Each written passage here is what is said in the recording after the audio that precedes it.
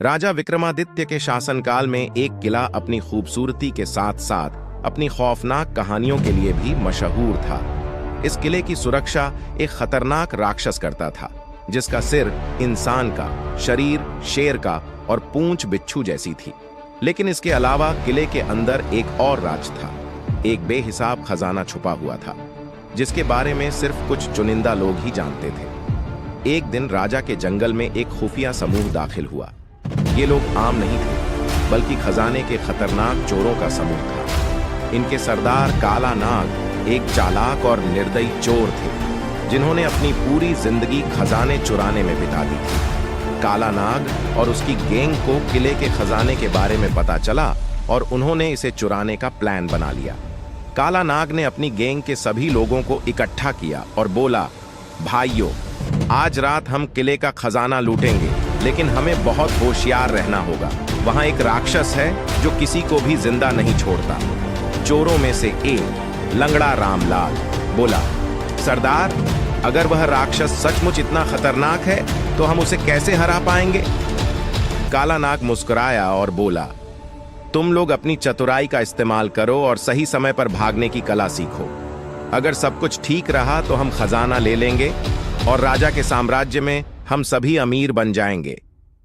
इसी बीच राजकुमारी लीला को खजाने और राक्षस के बारे में जिज्ञासा हुई, इसलिए उसने अपने पिता से अनुमति लेकर जादूगर डंबलडोर के साथ किले की ओर रवाना होने का निर्णय लिया।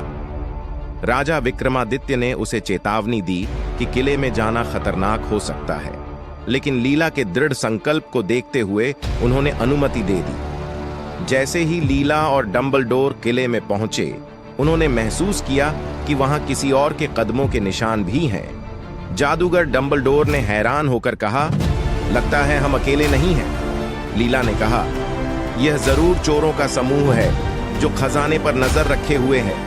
हमें बहुत होशियार रहना होगा। किले के बड़े हॉल में पहुंचते ही चोरों का समूह, लीला, जादूगर डंबलडोर और राक्षस सभी आमने सामने आ गए। काला नाग ने खजाने पर कब्जा करने के लिए अपने साथियों को आदेश दिया, जल्दी करो, खजाना समेट लो और पतली गली से निकलो।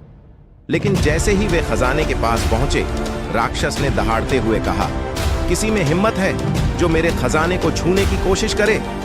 चोरों ने अपनी तलवारें निकाली और राक्षस पर हमला किया, लेकिन राक्षस की ताकत और गति ने उन्हें डर से भर दिया। लंगड़ा रामलाल ने डरते हुए कहा, सरदार, ये तो मौत का फरिश्ता है। लीला और जादूगर डंबलडोर ने मौके का फायदा उठाते हुए राक्षस पर हमला किया।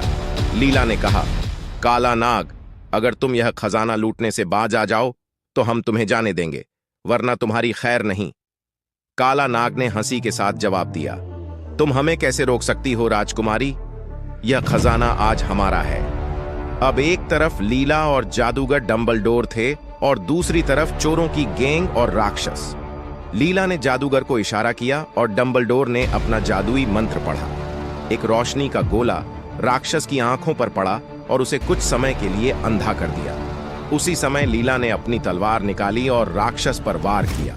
काला नाग और उसकी गैंग लीला और डंबलडोर को देखकर घबराए, लेकिन काला नाग ने हार मानने से इनकार कर दिया और बोला, मैं तुम सबको खत्म करके ही यहां से जाऊंगा।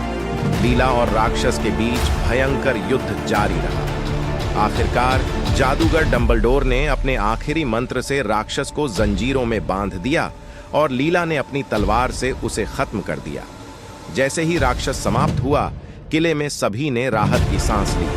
काला नाग और उसकी गैंग को पकड़ लिया गया और राजा के दरबार में पेश किया गया। राजा विक्रमादित्य ने काला नाग से कहा, तुम्हारा लालच और चोरी की आदत तुम्हें तबाह कर गई और अब तुम्हें अपने किए की सजा मिलेगी। अगर आपको हमारा वीडियो पसंद आता है तो कृपया हमारे चैनल को सब्सक्राइब करें।